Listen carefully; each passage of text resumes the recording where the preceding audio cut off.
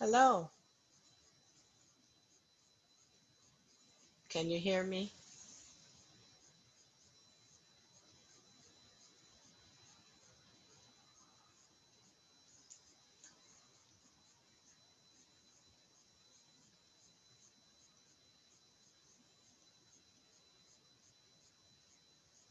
I can see you, but I can't hear you.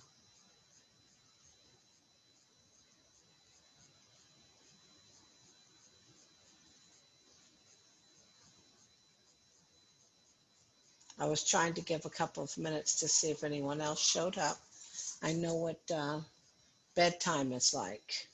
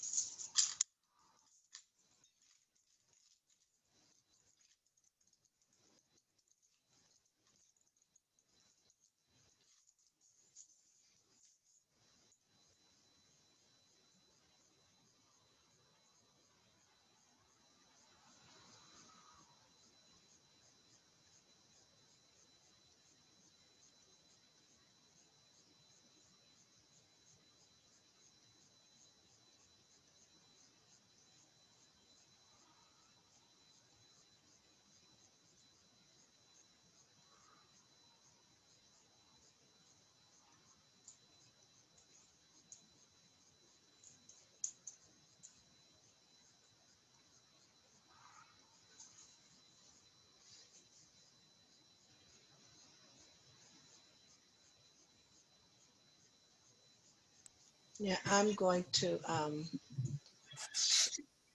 to give people a couple of more minutes, and then I'm going to go ahead and get started because I don't want to hold you up this evening.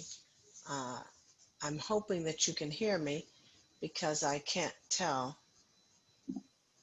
I can hear you. Okay, awesome. Thank you. Hello? Hi, this is Bonnie. Can you hear me now? Yes, Hi. Sorry, I was just getting all the kids to bed and doing that whole business, and so I was going to just jump in here. Hi. thank you very much for joining. Yeah, definitely. Yeah, this is a very difficult uh, hour for people. You know, it actually, though, there's no good hour. So, I mean, this is, it was sort of good motivation to try to get everybody down in bed tonight, and it worked. So, Very good. but now I realize I'm, just a room away from hopefully sleeping kids. So I am trying to keep quiet because I don't want to wake them up. And the baby was in there talking for a little while, which I think he's calmed himself down. But yeah, always interesting. No, so you get Dr. Thorville, you get the experience that we had all semester, which is we're going to turn our phones on mute and then maybe turn our video off so you can just lecture into the abyss. Well, I don't mind that. That's kind of like high school. They're there, you see them, but you can see in their eyes that they're somewhere. Okay, well, it's 8:42, and I hate to wait much longer.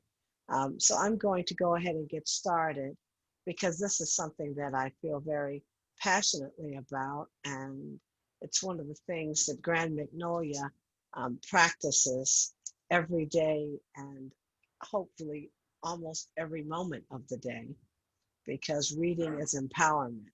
And so, what we're going to be talking about this evening is the things that we need to do with our birth to 5-year-olds so that they're ready for reading and they're ready to become lovers and consumers of the written word. And so, what we're going to talk about is what reading readiness actually is, how we can develop the skills, um, learning what those skills are, and how to share those skills and develop those skills with our children, and what that should look like for us on a daily basis. Um, it's very nice to talk about it with parents, because most of the times I'm talking with teachers, but it's very nice to talk with parents because I think a lot of times we as parents look and say, what can I do? And because our school systems formally start at 5, many times we've lost the opportunity, all those wonderful opportunities between birth and 5 to explore reading with our children, not just reading to them, but reading with them. I strongly support and practice what we call engaged reading at Grand Magnolia, and that's what my teachers are trained to do. And that's some of the things that we're going to be talking about this evening. Um, what is reading readiness, you may ask? You say, well, um, it is defined. Oh, I'm supposed to be going there. Oh, let me see. How do I make my slide advance? Did I change something? There. What is reading readiness? It's defined as the point when the person is ready to learn how to read. So we're not talking about anything too scientific. We're just saying, when are they actually ready to start looking at the print word and reading for themselves? But before they're really ready to read, we have a lot of things that we can do with them to help them to do the pre-reading skill. And that's what we as parents and teachers of younger children in early childhood ed, what we can do with them. Most of us know you should be reading to your children every day. We should encourage them to interact with books. And what you'll notice with young children is they'll sit down and do pretend to be reading. We can't do the library right now, but you can set up a library in your home and the children can go in and can do the act of checking something out. And you can talk with them about the types of book like a librarian would do. Say, what type of book are you interested in? What would you like to read about? And it's very important that the children have this as part of their play, because then reading is fun and it's not work. It's something that they do and they enjoy like we enjoy. So the children should also see us sitting and reading and enjoying books. You can sit down with them sitting in their chair and you in your chair and have a quiet moment where you're sharing a book, your time, but you're reading a book at your level and they're reading a book at their own. So when we speak of learning readiness, we're talking not just about what type of uh, brain skills or thinking skills they have, but it's also a, a physical, it's emotional, it's behavioral. So there are a lot of things that are happening that are part of our children's reading and readiness experiences. So uh, you realize that the reading doesn't only occur with mom and dad or auntie or someone in your family, but reading is occurring for them whenever they are looking at any type of symbols and they're making sense of those symbols. So while you're driving down the road, they're looking at stop signs, they're looking at international symbols, they're looking at store signs. All of these are reading experiences. That's their early reading. One of the first things that most children learn how to read is the McDonald's M. Many of them will learn Chick-fil-A now that that's become very popular. That is reading, and it gives them a sense of ownership and belongingness to our society that depends quite heavily on reading. So some of the things that um, our children need to be able to have, or some of the skills that they need to be able to have, is um, helps to help them become readers. There's certain skills that they need to have. That's what I wanted to say. They need to know how to pick up a book. They need to know how to open the book. They need to be able to look at pictures and to identify what's happening in pictures. So even before they can read, we can start talking with them about what they're seeing just before the book is even open. This is a title, you say to them, and you point to a book, hold it up, and show them the title of the book. You show them the author.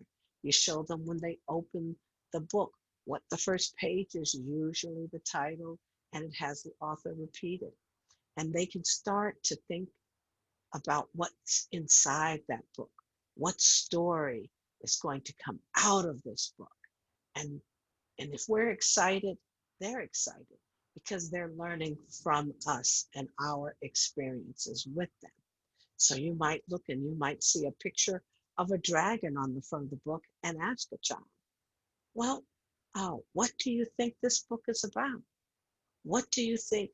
Look at the dragon's face. What kind of expression does the dragon have? Does he look happy? Is he sad?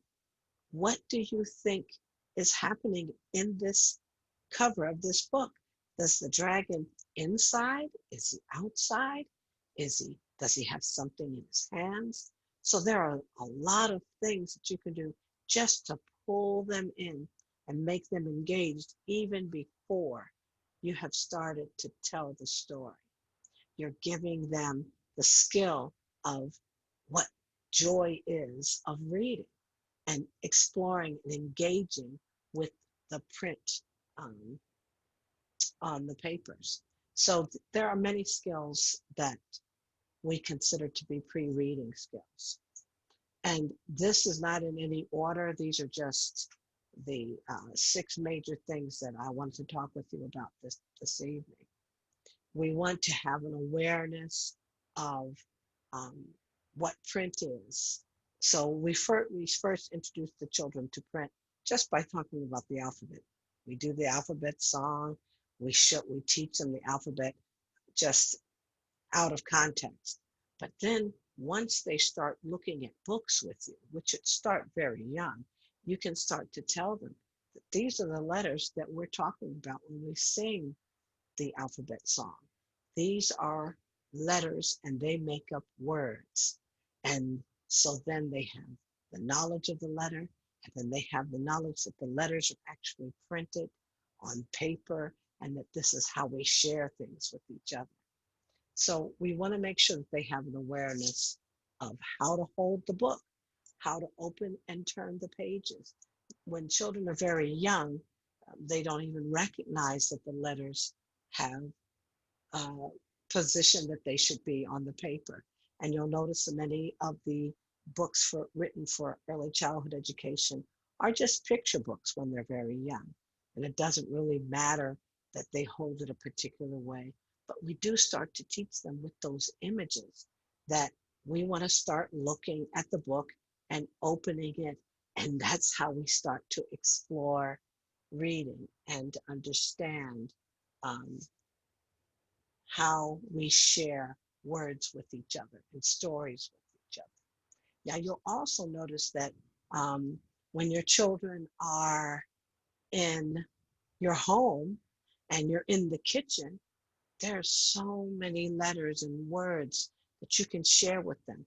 And they're oftentimes with pictures. So you may have your child take out the oatmeal container that they eat every day, and you show them the word oatmeal on the container. Then they realize, well, words just aren't in books. Words are everywhere. So we've got oatmeal, we've got apple juice, we've got milk. And I even recommend to parents labeling the refrigerator, label the sink, label doors, and the children will start to recognize that everything in our lives has some type of print representation. And that's really all it is. We say, we look and we just take for granted. It's a door, D-O-O-R. But if the children aren't seeing them regularly and we're not referencing it in terms of this door has a word that represents door, then they don't realize that these words just aren't in books. The words are everywhere we go. So we want them to be aware of words and where they appear in their lives. We also want to make sure that when we're talking with our children, that um, that they're comfortable, which I guess this is somewhat out of order to many people, but we have letters. They appear upper and lower case. And I noticed that in many early childhood things, they randomly assign upper and lower case. But we should be teaching children that this is a lowercase f and this is an uppercase f. And when we use the lowercase and uppercase letters, but when they're very young, many of the things that are labeled for them are labeled in uppercase letters. But we should make sure that we teach them that this is an uppercase letter and it has a representation. That's an uppercase letter and a lowercase. And it may take some while before they fully can understand why we have two different types of letters. And I don't encourage parents to put much emphasis on it until the children are ready to understand the difference. But you can form letters with just about anything. You can take a pan, fill it with rice, and you can write letters with their finger in the rice and say, this is an R for rice, or this is a B for Bethany. And you can show them and they can feel the rice, and that also helps them to have an appreciation for letters and how letters are formed.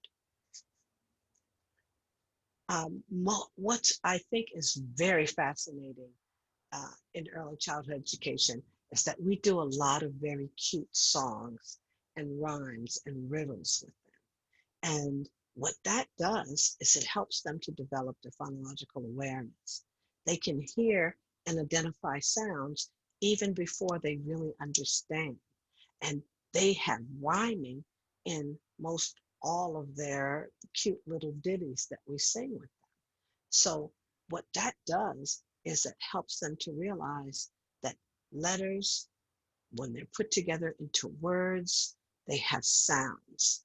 And those sounds put together in different ways to make up different words.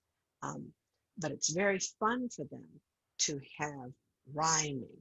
And it's something that they can remember and they can repeat. And it helps them to hear the songs. And as they get a little older, we can show them the print of the songs.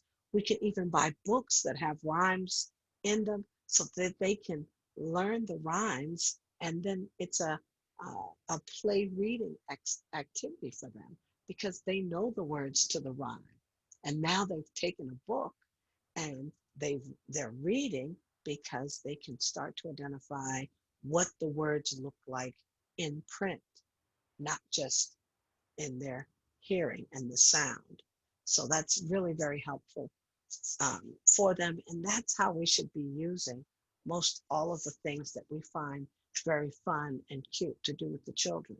Bring it back to what type of skill am I trying to get my child to learn? And that's what I think is really fun about the rhymes. And I even make up rhymes with the children. I might say something and then ask them to give me something that rhymes with it. You know, if you're happy and you know it, clap your hands. If you're happy and you know it, clap your hands. If you're happy and you know it, then your face will always show it. Know it, show it. Now, would we say those rhyme? But the sounds for the children makes them very engaged and interested in how we use words.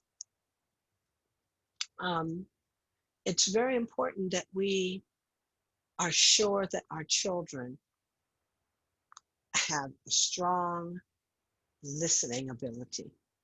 They need to understand, be able to hear, listen, and relate to what we're saying. So when we're reading aloud, the child has to be listening in order to enjoy the story. So we shouldn't read to our children in a way that none of us would be interested in hearing. We should read in a way that makes them want to engage and makes them excited about what we're saying. We want them to listen by changing our tone and changing our pace to make the listening more enjoyable. So listen to how you're reading. Don't just go through the words. Try to see if you can become part of the story so that listening engages your child and they want to be part of the story. They want to hear what you're saying and they can't wait to hear what's going to happen next. Okay. Uh-oh. Motivation to read didn't come up. Let me see. I'm sorry.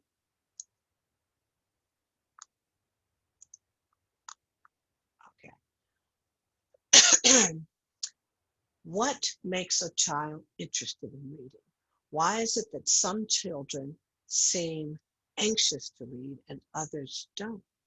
Well, aside from people who have some type of specific learning disability, there are many other things that can motivate you to want to read.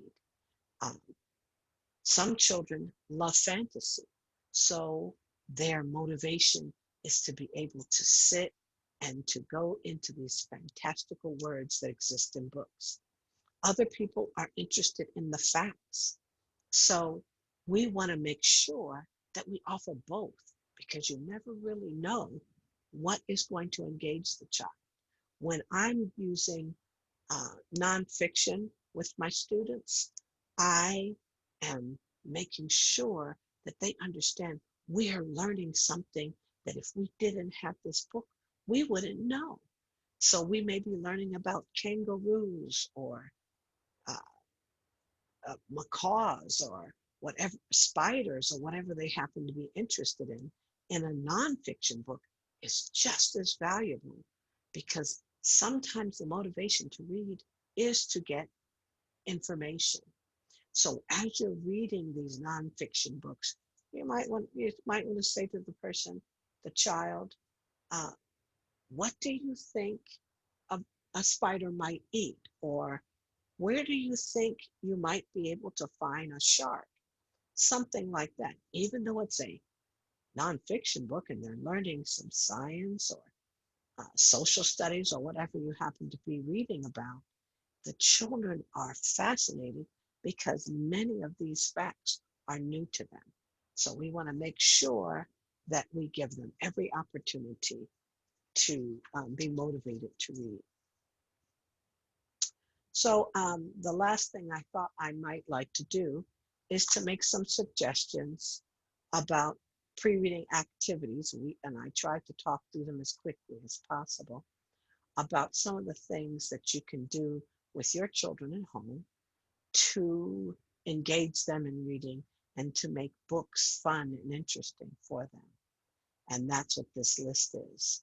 And you'll notice that the very last thing I have on here is videos. And the reason I say videos, we have to be very careful that we're selecting videos that we can engage with our children.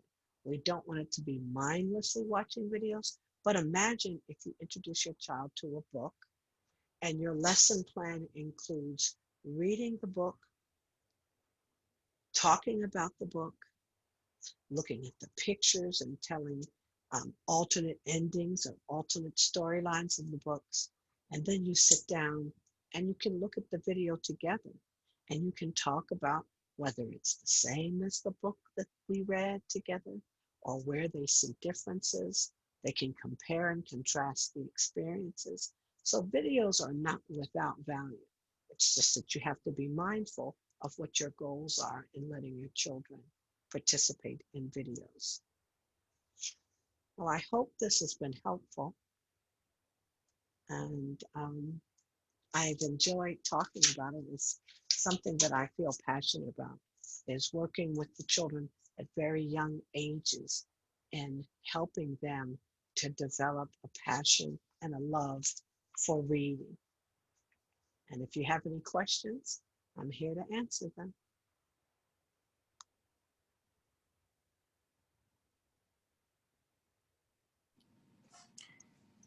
Hi.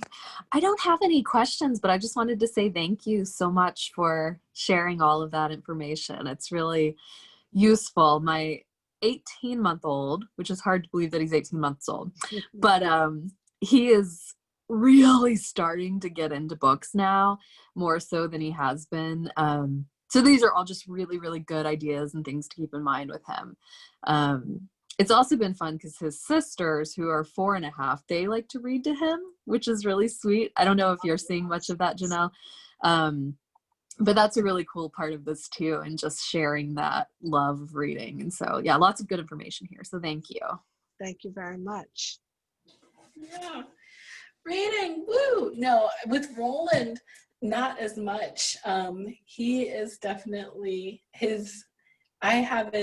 that's something that I have been thinking about, is kind of like his reading development and comfort with it.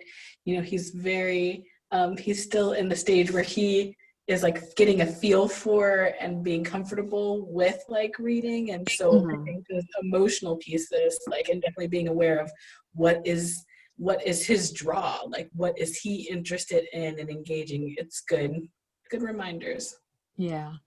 I should also clarify, the girls are not actually reading to Anderson. They just like to tell the stories that they come up with. I don't put it beyond, if they are your children, they can be hyper geniuses. I'm like, no, Roland is not reading. No.